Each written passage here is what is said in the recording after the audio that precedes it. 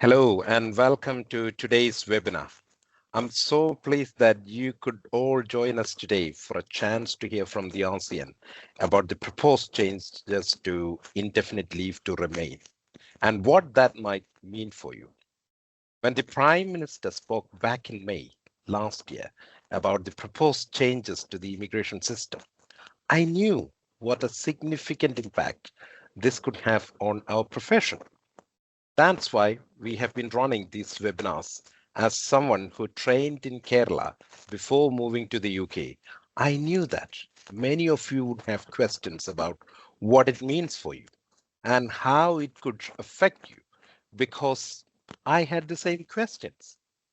A quarter of all nurses on NMC register are internationally educated, and we make such an important contribution to health and care services across the UK. So I want to reassure you that the ASEAN is here to support you. In the last 5 years alone, around 100,000 nurses from all around the world have joined us here in the UK. And yesterday, the ASEAN released a new report focusing on UK government's plans to overhaul the indefinite leave to remain system. And Sophia from our team, from the immigration team within ASEAN, is going to talk through the proposed changes shortly. But I know the key point for many of you is that the standard qualifying period for ILR is being doubled to 10 years, and that groups may face longer or shorter waits. The ASEAN is strongly opposing these proposals, and after sustained pressure from the ASEAN and other health organizations, the Home Office announced in November 2025 that nurses in the NHS would be effectively exempt from the changes. However, it remains unclear that what this means for nurses working in the independent sector and social care settings. We are also concerned about the impact of this on the nursing support workers. These changes would entrench exploitation, deepen inequality, and impact migrant workers who already hold up the NHS and care services. Martin will talk a little later about some of these findings in our recent survey on ILR. But I want to reassure you that all of you here and all migrant nursing staff are a valued part of the UK workforce, and the ASEAN is here for you. We should be welcomed, not penalized, when we are so crucial to the health and wealth of the UK. We will keep lobbying the UK government to ensure that all nursing staff in all settings continue to be eligible for ILR after 5 years. We have a member action for you to be part of where you can write to your MP. If you're affected or even if you're not, please make your voice heard. And beyond the direct impact on migrant workers of the ILR policy proposals, the hostile rhetoric from the politicians and the media is emboldening people to behave in abusive and racist ways towards ethnic minority nursing staff. As an organization, we have stood firmly and loudly against this and are here to support members facing any form of discrimination. And I would like to remind you that the ASEAN offers personal immigration advice to its members. So if you are not already a member, please take the time to look at our membership offer on the ASEAN website and understand the benefits and savings you could make by signing up. If you have any questions for our speakers, please do pop them in the chat at the end of the presentation, and we'll have time to answer these at the end of the session. And now I would like to introduce the first of our speakers, Sophia Barrett, Senior Immigration Advisor and Solicitor, who will talk through the proposed changes to indefinite leave to remain. Welcome, Sophia. Thank you, Joy. Thank you for that introduction. Yes, my name's Sophia Barrett Malangeni. I'm a senior immigration advisor and solicitor at the RCN.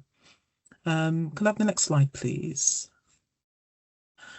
So what I want to go through today is just very briefly introduce the Home Office's statement, look at who are exempt from the proposals, who will be affected by the proposals, how this so-called earned settlement will operate. So how you can reduce time and the proposals that the government have called to potentially increase the time you would have to wait before you can apply for ILR, and also looking at skilled workers in roles classed below RQF level 6, so jobs that aren't classified as degree level jobs. Next slide, please. So as Bijoy mentioned earlier, the proposals were first introduced in May of last year that raised this issue of earning your settlement. And this title of earned settlement is the language that the government has used in their proposals. On the 20th of November 2025, there was a further clarification from the Home Secretary about how this so-called earned settlement would work in practice. And the name of the consultation paper that actually discusses their proposals is available online. It's called a fairer pathway to settlement. I'll put a link to the proposal in the chat. The government are looking for feedback on their proposals, and obviously this is what this tonight is about, how to look at the very badly worded questions in the proposals. There's a deadline of 11:59 p.m. on the 12th of February to complete the questionnaire and get the information back to the Home Office. Changes are due to take place in April 2026. We don't know exactly when, but that has been the time frame that we've been given in the proposal. Next slide, please. So people that are not affected, so unfortunately it's a very short list. It's people who are currently in the UK under the EU Settled Status Scheme, people who are applying for indefinite leave to remain under the Windrush scheme, and parents, spouses and dependents of British citizens and those on the Hong Kong B&O route. Just one thing to mention on point 3, it's a bit of a curious situation based on the wording in the proposal, because it only mentions family members of British citizens and not family members of people with ILR who can also act as sponsors. So based on how the proposals have been written, if your permission to remain in the UK is on the basis of being in a relationship with a person of ILR, does this mean that you will fall under the earned settlement proposals? It's not entirely clear, and we can see a clear difference being made towards people with ILR and people with British citizenship, which is a distinction that's not really ever really been made with regards to sponsoring family members. Next slide, please. So people that are affected, so there are 4 sort of broad groups. I mean, there are a few more, but in terms of specifically groups that reflect the membership and sorts of the members that get in contact with us. Perhaps the most important one, and the one that is very relevant to the people that are on the call, relates to people that are already here in the UK under the 5 years route. Now, the government has made it clear that the changes won't just apply to new applicants, so new people who are applying to enter the UK, once the rules change, but might also apply to people who are already in the UK. And feedback on this particular point is requested in the proposal, but it's a bit alarming that the question posed that will potentially impact so many people is so badly worded. So I've noted on the slide, it's question 3 on page 49 of the questionnaire, and I'll read it out to you, just to highlight just how poorly it's worded. So, to what extent do you agree or disagree that there should not be transitional arrangements for those already on a pathway to settlement? Now, English is my first language, and I had to read that a few times to really grasp exactly what was being asked. I mean, the proposal as it is written is suggesting that transitional arrangements shouldn't be made for people that are already here. So when you're answering that question, if you are here under the 5-year route to settlement, and if you believe that you shouldn't be made subject to the earned settlement proposals, then you must answer this question strongly disagree. It's very poorly worded consultation, sadly. Uh, uh, and in terms of other people that are affected, adult dependents. So if you're here as a dependent, so as a spouse, for example, it's not entirely clear as to exactly what criteria you will have to meet. The proposals just basically state that their applications will be considered separately to the main applicant, but we have no more information other than that. Next slide, please. So again, sort of more example of sort of badly worded proposals.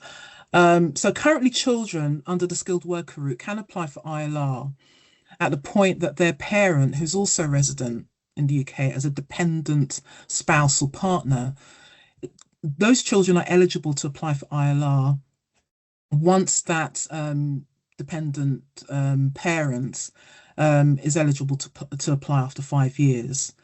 So it applies even when at a time that a child might reach over the age of 18.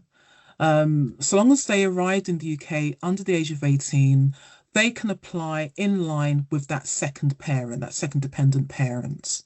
So what is being proposed here is that there's going to be a cut-off age for that child to be able to apply in line with their parents. So for example, if the government proposed that the cut-off age is going to be at age 21, but that child will reach the age of 22 when their dependent parent is eligible to apply for ILR, then that child will have to apply for ILR in their own right. Now, again, how this child will be able to apply in their own right, we do not know. So will it be based on any income they may have earned by the time they reach their early 20s or late teens? We literally have no idea how it's going to work for children going forward. But as it's been proposed, changes will be made. Next slide, please. So currently, refugees can apply for indefinite leave to remain. They're also under a 5-year route. So once they've been recognised as a refugee for 5 years, they can apply for indefinite leave to remain, assuming that the situation in their country is still the same. It's still not safe for them to return. What's been proposed is a 20 years qualifying period. It's assumed that refugees will be able to earn their settlements in the same ways as others, but that's not clear. It's important to note that the 10 years long residence route, as it is at the moment, will be scrapped. So if you have been lawfully present in the UK under a variety of different visas, so you could be here initially under a student visa, then you were here under a sort of post-study work or graduate visa, you should apply now. Because what is going to be proposed is there will be a long residence route, but it will only take into account those routes that lead to settlement. So if you were here as a student, that's a route that does not lead to settlement. Under what is being proposed, you won't be able to add time spent in the UK as a student. So if you currently are eligible to apply for indefinite leave to remain under the 10 years route, you really need to get an application in now before April. Next slide, please. So again, further example, very poor English. The next slides will really be a table on what will count or what activities, what criteria will count to reduce the time spent before you can apply for ILR. So people will start at a baseline qualifying period of 10 years. And then there will be certain attributes that you can show, hopefully, that can reduce that time. You won't be able to add up a lot of the attributes to try and reduce the time. It will be whatever is the largest reduction that you can use to reduce your time. So I'm going to show you an example now. So next slide, please. So as you can see, there's various attributes based on your integration into the UK, your contribution to the UK. So for example, if you meet probably 2 or 3 things on here, you can only rely on the one that gives you the largest reduction. So effectively, if you are able to meet the 5 years based on your public service, and you also have a C1 level English language qualification, you'll get 5 years. You're not going to get 5 plus 1 to make 6 years. You'll get 5 years. That's the largest attribute. What is curious though, again, is this issue around specified public service. So I guess if you work for the NHS, that's very clear. You work for a public service organisation. But if you work for an independent care home that receives a lot of funding from the local authority, is that not classed as a public service? It's not entirely clear from the consultation. So that is one of the many areas that is just open for interpretation. And again, if you've worked in community volunteering, do you have to work for a registered charity? Could you count the fact that you've done some good work? So, you pop in and see your elderly neighbour regularly. Does that count as sort of community work servicing? Who knows? Again, not clear. Next slide, please. So again, here's some other things that can reduce your time spent. So as I said, your baseline is 10 years, not 5 years anymore, 10 years. And then if you are able to show you meet any of these attributes, you can reduce them by 7 years, 5 years, whatever you can justify in an application. Next slide, please. So here we get to what can actually increase your period of residence before you can apply for ILR. So again, just as before, it's whatever is the largest increase. It won't be sort of totted up, sort of added sort of cumulatively. It will effectively be what would be the largest increase. So next slide, please. So here we have an applicant who's been in receipt of public funds for less than 12 months. During their route to settlement, they'll add 5 years. So effectively, it will be 15 years before you can apply for indefinite leave to remain. If the applicant has been in receipt for public funds for more than 12 months during the route to settlement, it's 10 years. The applicant arrived in UK legally, e.g. via small boat, clandestine, 20 years. So 20 years plus the 10 years that you begin with is adding up to 30 years. So as you can see, it's effectively a punishment for being in breach of the immigration rules. So if you've been in receipt of benefits and you lawfully obtained those benefits, you're again being penalised for claiming. Next slide, please. Perhaps probably I think probably the most sort of egregious proposal is the way in which skilled worker visa holders in jobs that are classed at below level 6, so not degree level jobs. So we're talking specifically care workers. Their baseline qualifying period is not 10 years, it's 15 years. And obviously they can earn their settlement in by looking at the attributes in the table that I've just shown.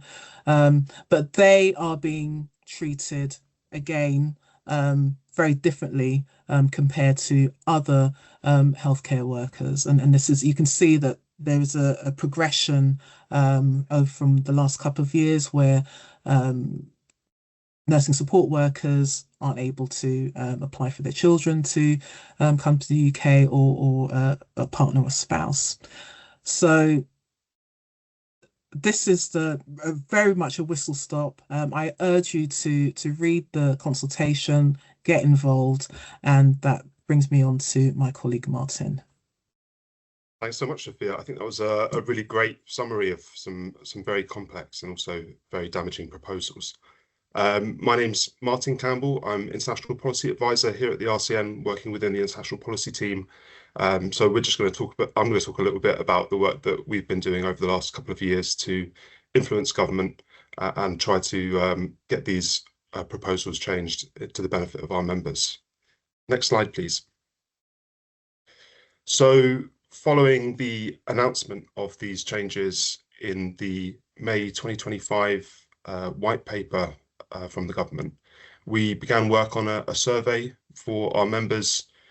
In August 2025, we surveyed more than 5,000 IEN staff. So a huge thank you to everyone who responded there. That was actually the biggest response to a survey of our IEN members that we've ever had. So yeah, thanks so much for that. At the time that we launched that survey, the proposals were still quite vague. We didn't have the detail that the government revealed later in November.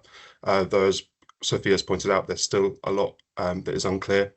But the response from members was very clear. 97% of respondents told us that they did not agree with the proposals. 60% of those without ILR said it was very likely that this would affect their decision to remain in the UK. And actually, I think an additional 13% said that it was likely to affect their decision. So around 3/4 of the members we surveyed said that it was going to affect their decision to remain in the UK. And that really shows what a risk to the retention of the internationally educated workforce that these proposals represent. And nearly 3/4 of members said that it was likely that they would not have decided to come to the UK in the first place had these measures, these proposals for ILR already been enacted. So I think it really shows the impact that it's going to have on the attractiveness of the UK as a destination for nursing careers. We've used the results of that survey as part of a report that was published. It says there that it was published in January. It was actually published yesterday. And I'm sure we can provide links to that. And you'll see on the right there a really powerful quote from one of our members who responded to the survey. And I think we were all really taken aback by the quality of the responses that we got to that survey. So again, a big thank you to everyone who responded and for the time and effort that members obviously put into those responses. The report, I should say, is called Unsettled. So if you want to read more, as I said, I'm sure we'll have links to that. Next slide, please. And here's just a couple of good examples of some of the media coverage that we've been able to get on this issue over the last 12 months. That story on the left followed a Labour conference, and where we got a little bit more detail about those proposals from the Home Secretary, Shabana Mahmood. And we had a really strong response to those comments at conference from our General Secretary.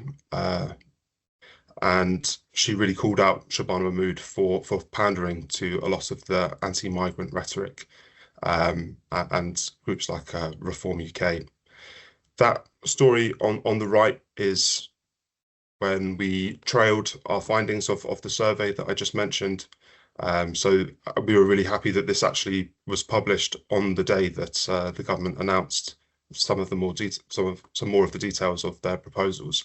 And we again really focused there on the risk to retention posed by these proposals, that up to 50,000 nurses could quit the UK as a result of these plans.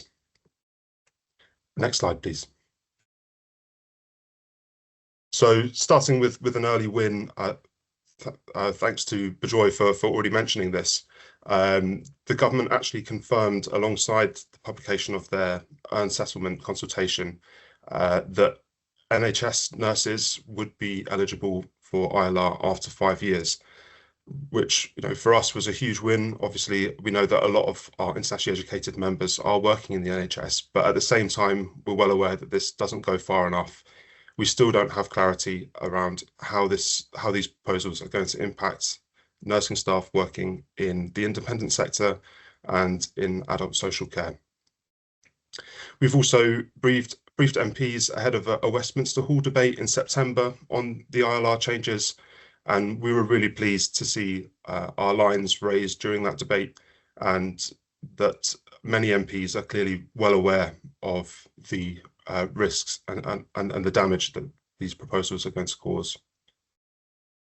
In December, so just before Christmas, we also responded to the Home Affairs Committee, their call for evidence on their pathways to settlement inquiry.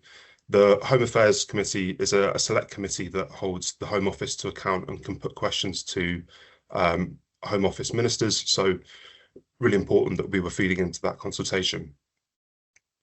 We're also responding to the government's primary earned settlement consultation at the moment, and we'll be providing supplementary evidence. As Sophia has pointed out, this is a really poor consultation.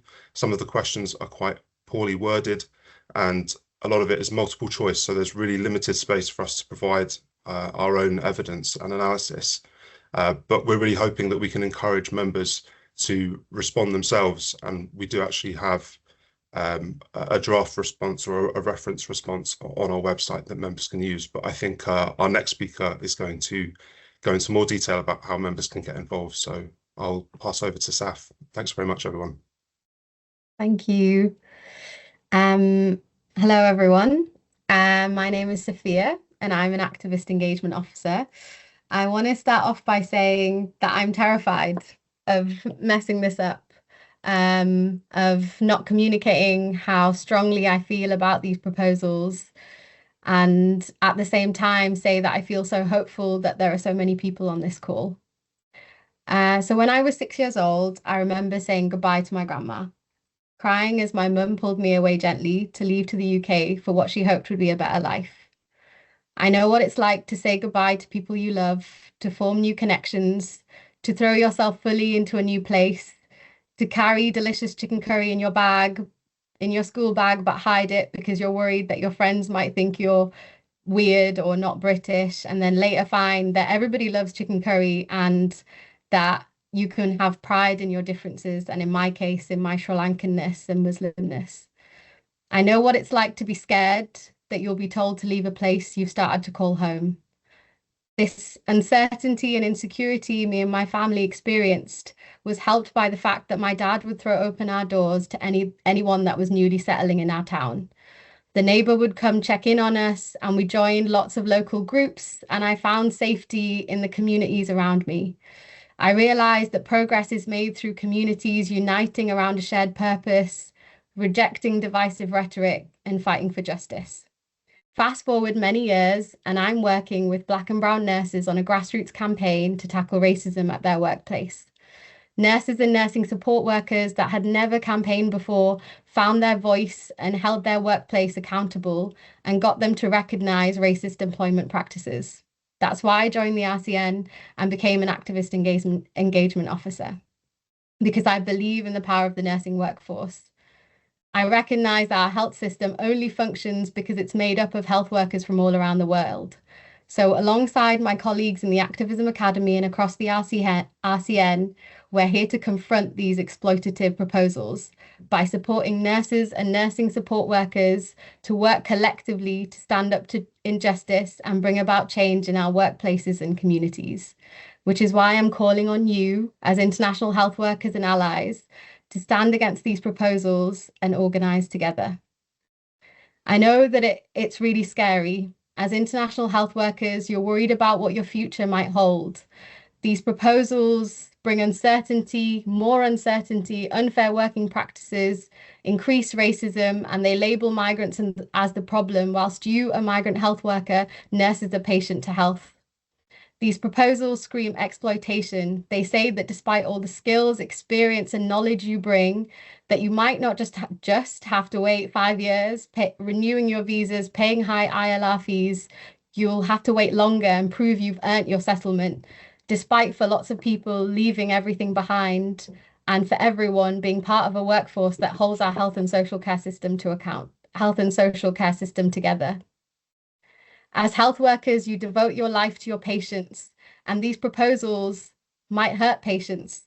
They risk people falling into poverty and destitution because they're afraid of what accessing public funds might mean for their settlement. Despite the health system being built by immigrants, the government wants to treat international nursing staff as second-class citizens, having to prove their worthiness before being allowed to call this place their home. They're intended to divide us, to make us weaker. If these proposals don't affect you directly, know that they will affect your colleagues, neighbour, friend, or patient. But as a nursing workforce, you are so powerful. The RCN is your union, and your General Secretary, Nicola Ranger, has your back. Next slide, please. As she says, there has been a sustained campaign of anti-migrant rhetoric. It's fueling a cesspool of racism, including against international and ethnic minority nursing staff, without whom our health and care system would simply cease to function. Know that you belong, and that as members, you are the RCN. And together, as a nursing workforce, we can tackle these racist immigration policies. The aim of the next 5-6 minutes or so is to start the conversation of what we can do to, 1, demand that the government scrap these proposals, and 2, organise as migrant nursing staff and allies through getting active in the RCN. In the next few slides, I'm going to go through 4 actions we can take as international health workers and allies. Next slide, please. So email your MP. As an international health worker or an ally, you are a constituent and your MP is accountable to you. You can email your MP and demand that the government scrap the proposed changes. There's been an excellent tool built that you can scan the QR code here or click the link in the chat, and it will take you to a place where you can put your name, your address, whether you're impacted by these proposals or not, and they will provide you with some template messages. Please use them if you need, and make it personal if you can. Your MP is more likely to respond if you make it personal. Ask your MP for a meeting, and if they do not respond to you, there are other things you can do, like go to a constituent surgery or give them a call, and contact us if you would like support or to update us on your progress. And please share the action. If as many people as possible contact their MP, they will have no choice but to raise it. Next slide, please. Second, fill in the government consultation. We've only got until the 12th of February to tell the government how we feel about the proposals. Like Sophia said, they've made it confusing, so please use the RCN's response if you need it. It's in the chat, and please scan the QR code. You can go on to the RCN's response and have that open at the same time as the consultation, and it might take about 30 minutes. There are some key questions that you can answer that are worded weirdly, like question 3, like Sophia said. So please even use this recording when we send it out to you. And please send it to your networks to encourage them to do the same. And ask your workplace to circulate the consultation. We know that not everyone in our workplace feels that these proposals are unfair. Who are your allies and friends in your workplace that can help debunk some of this anti-migrant rhetoric? Next slide, please. So email your MP, get active locally, email your MP, fill in the consultation, and Can you get active locally? Are there any local anti-racist campaigns in your area so that you can find the support that you need and be embedded in your community, because it is scary times and we need each other. Please get active in your union. If you're not a member already, please become a member. If you are a member, can you become a rep to identify issues in your workplace? Can you get involved in your branch and run an awareness raising campaign? Can you attend Congress in May and meet other members and get your voice heard? The links to Congress, being a rep, and getting involved in your branch are going to be shared in the chat. Next slide, please. We can only stand up and win our rights if we take collective action and work together. And taking collective action means finding your people that share your values, that want to work together and push for change. But in order to do that, we have to learn the skills needed to do that, which is why, next slide, please.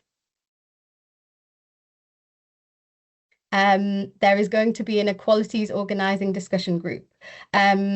They'll be an hour long, not more than that, and there'll be a space where you can connect with people, connect with like-minded people who want to learn the tools and practice the organizing tools we need in order to practice the tools we need in order to make change happen and combat these racist policies.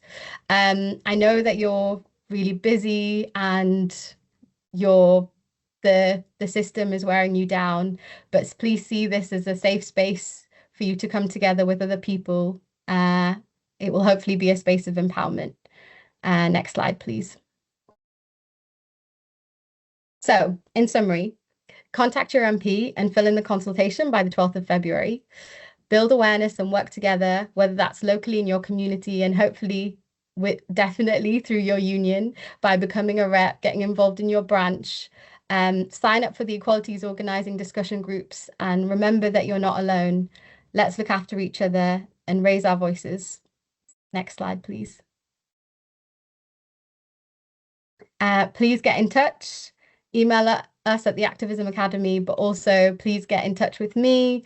I would love to have a chat with you, and sign up to our Be the Change newsletter. Thank you. I'm going to pass it on. Thank you. Thank you to all the presenters who shared this extremely complex information with all of us. So this is the time for question and answer sessions. So I know there's lots of questions in the chat, and many of them are individual circumstances. We may not have time today to go through individual circumstances because they're complex, they're sensitive, so we may not be able to answer all of them today. But so members can, for more complex and sensitive questions, you can contact us directly, and we can signpost you to the immigration service that ASEAN offers. So let's go through the questions. There's some questions here, Bijoy, that relate to how this interacts with applying for citizenship. That I don't know if Sophia is able to share any light on that. I mean, the consultation primarily deals with applications for ILR, but we know from the May 2025 white paper that there is an intention to have a similar sort of earned citizenship route as well. That will be a bit more involved legally, because I think with changes to citizenship legislation that will require a vote in Parliament, unlike just sort of simply changing the immigration rules. But it will happen. We don't know when, but yeah, the government have proposed that they will introduce something similar. We don't know when. Thank you, Sophia.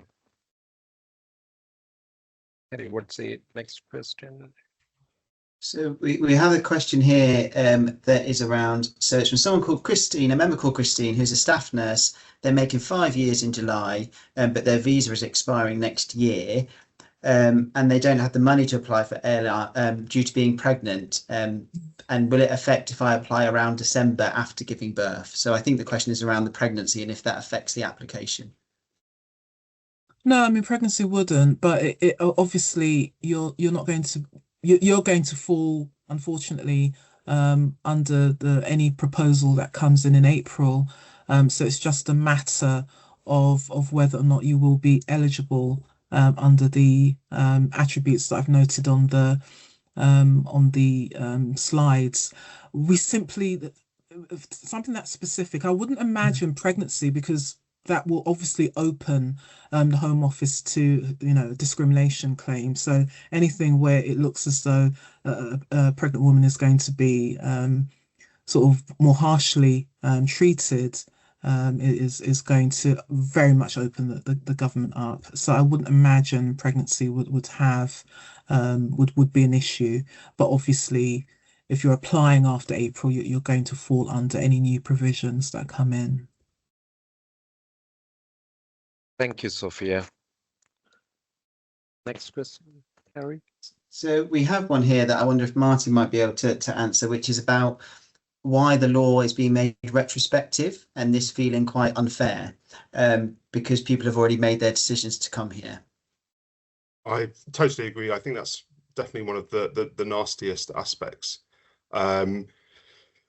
The best evidence we have for the government's thinking here is in the technical annex to the proposals when they were initially made back in May last year, where they stated that the intention was not only to discourage people from coming to the UK, but to encourage people to leave.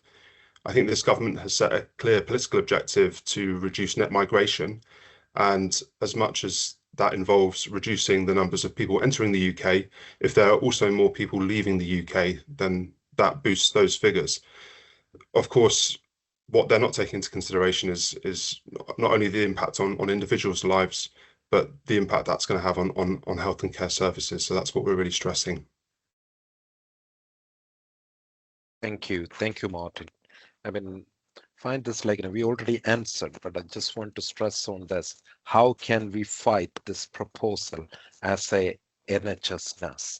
I think that's the most important outcome that should come from this webinar, because the things that we already outlined. Sophia, you want to re-emphasize what we really wanted? Yeah, we can't fight this alone. So if you're not a member, become a member and become a rep, connect with your branch and find local allies. Let's fight this by building power, and building power means developing relationships with allies, other international health workers, so we can hold ourselves in this struggle. So there are a couple of ways. As an NHS worker, there are some like easy things that we can do. Email your MP, it'll take a few minutes. Fill in the consultation, which will take a bit longer, but use the advice that Sophia has given us and make sure that we respond and tell the government that we're not happy with these proposals. Then we can get active in our union, become a rep so that we can identify workplace issues, get involved in our branches, get involved in our local community, share things that are happening, basically connect with each other and come to our equalities organising discussion groups so that we can learn the skills that we need to work together. Do you have anything else to add, Bijoy, or anyone else on this call?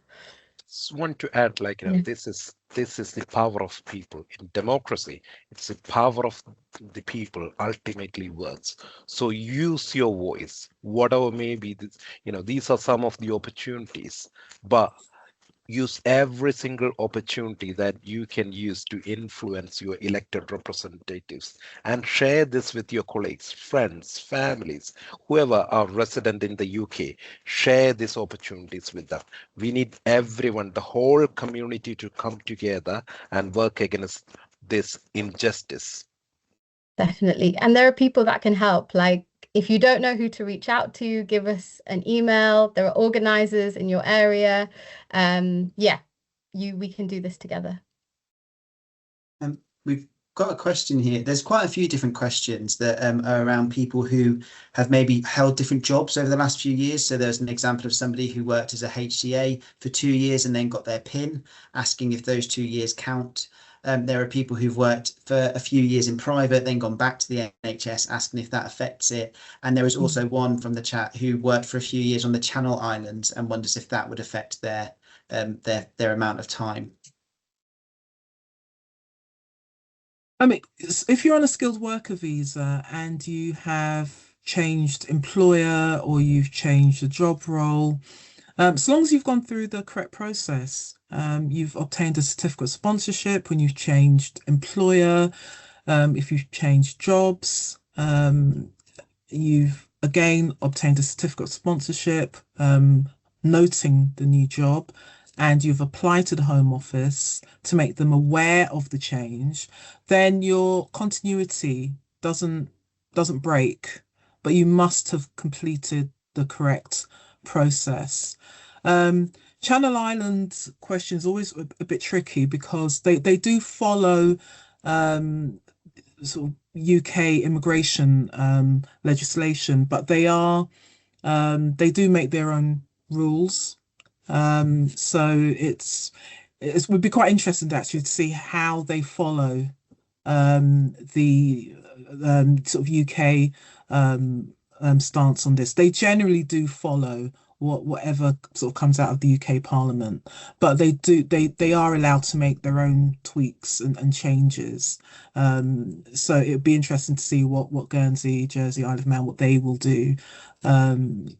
Sort of the Channel Islands and Bulwick, what they do, because they're what's known as crown dependencies, so they're sort of semi-independent. They can make their own legislation.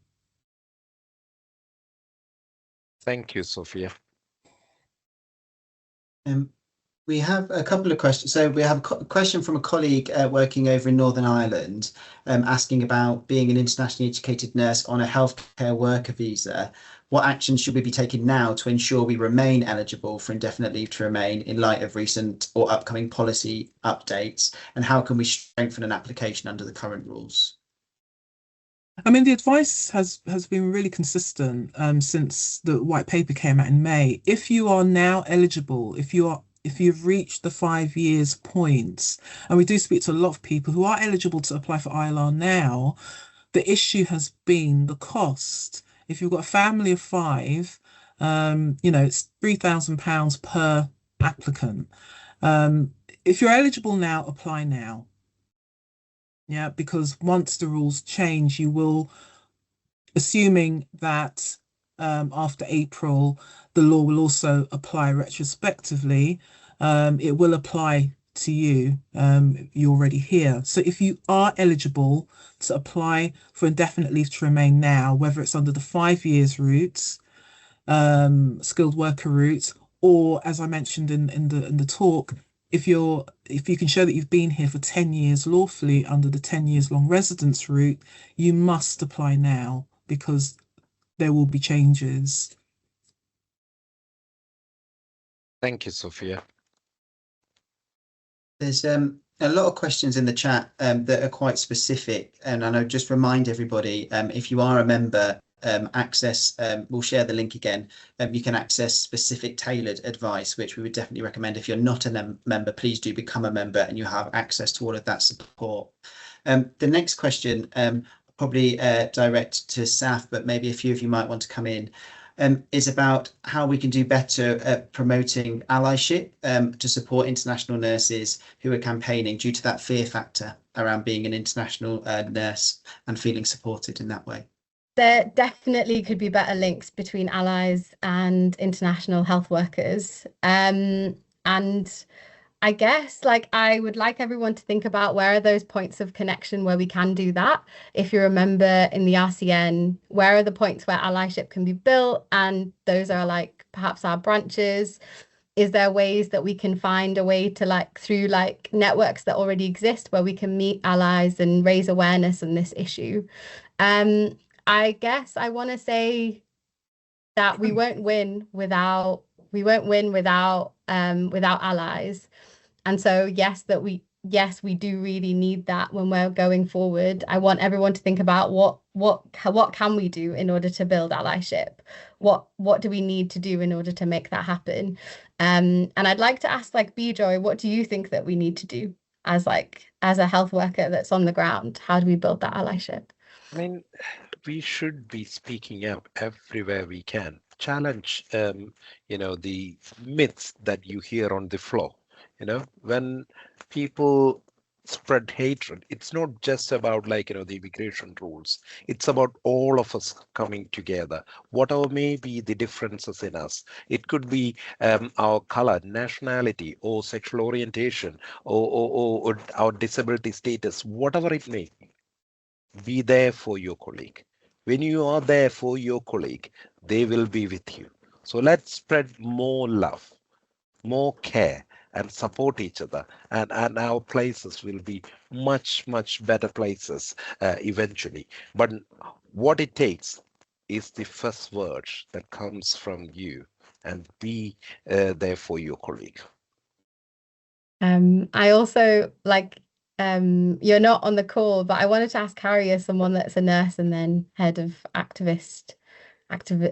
head, like someone that's been a nurse and has been involved in lots of activism. What do you think? What do you think we could do to foster allyship? Yeah. It's a really important one, and I think a really great thing, we talk about RCM branches, but it's a really good way to connect, to share your experience, because I think the more as nurses we hear from each other's experience, it resonates with us. Whether you nurse, wherever you nurse around the world, and wherever you learn, wherever you trained, we're part of one family. And I think being able to share your story and the fears, I think will really resonate with colleagues. So using those points of contact, whether it's colleagues in a workplace or colleagues at your branch level, go to your branch meeting and talk about your experience, and that will really encourage others to join this campaign. And when we do it together, we'll have a much stronger chance of winning. So I'd really encourage you to share your stories and your fears. One of the next questions I was going to ask, which kind of draws this nice, is a lot of people are asking about dependence, and just recognizing that that's a really difficult space to hold, and it's quite hard even reading through all the questions. And this is where I think allyship and camaraderie is so important. I can't go into the specifics, I think, because they're two unique questions, but do make sure you get the individual advice we offer. But Martin and Sophia, is there anything from a policy perspective or a process perspective that's key to remember when considering dependents and their indefinite leave to remain? Sorry, the consultation again is incredibly vague. On reading the consultation, I'm just looking at it now when it comes to talking about dependents, it basically hints that there will be changes afoot, but it doesn't give you anything specific. So we don't know if there'll be completely different attributes that a dependent adult or dependent child would have to meet. We simply do not know. So again, to reiterate, and I am completely aware of the costs involved, and which is why applications haven't yet been made. But I can really only stress that if you, as a main applicant, if you, as a dependent spouse, partner, child, if they are eligible to apply for ILR now, they must apply for ILR now.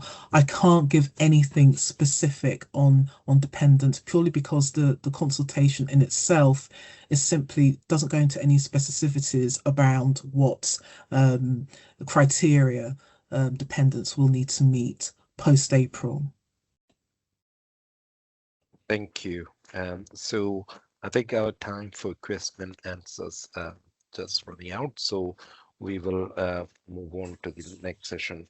But I just want to reassure you all, we are here for you. And I'm a dad, and I'm a husband, and also a nurse. And I know how tough this journey, when it affects your family, involves your livelihood, and the financial pressures of all of it, going through this. But we will be here for you. And if you're in doubt, just call us. And I just want to specifically thank our non-nursing RCN staff who are working really hard really hard behind the scenes, whether that's in the policy or in the law, or in the Activism Academy. I just want to thank you all for standing firmly with us and working day and night to advance on this, friends. So shall we put the membership benefit slides on? Thank you. So ASEAN is not just as a trade union. We are a professional organization as well. So we are the only nursing union that provides both. So we've got the professional development to support you on your lifelong development, access to our ASEAN learning, ASEAN library, and all of this comes with the Europe's largest nursing library. So please make sure you use all of it to advance your career. And you all know, like, when you're in trouble in your workplace, we are there for you. So we've got our reps, we've got our regional staff, we've got our advice centers to offer you support, and we've got a really large legal team working for RCN, and we've got the largest in-house legal team for any UK trade union. So please reach out when you need legal advice. And we've got other services not directly related to your work as well. We've got immigration advice, and Sophia is one of our wonderful lawyers who've changed many lives and profoundly supported a lot of people. So, you've got access to these wonderful people and their advice, and welfare guidance to support your financial well-being, career coaching. So you've got access to telephone counseling. So if you're going through a rough time in your life, we've got counseling services there for you. And I would advise strongly to use our website. We've got loads and loads of wonderful pieces of information that you need for your professional practice to protect your workplace rights. So it's all in there. So if you haven't logged on to our website today, make it a point that you logged on to our website and look out for the information. And just want to say, like, it's not just the immigration rules that affects your life. There's hundreds of different things that affects your life and work. So get active, join ASEAN if you haven't, and if you're already in ASEAN, take an active role. And if you're not sure how to start, where to start, just call us and reach out, and we'll be there for you. And we will continue to fight for you in every aspect of your work life. Thank you.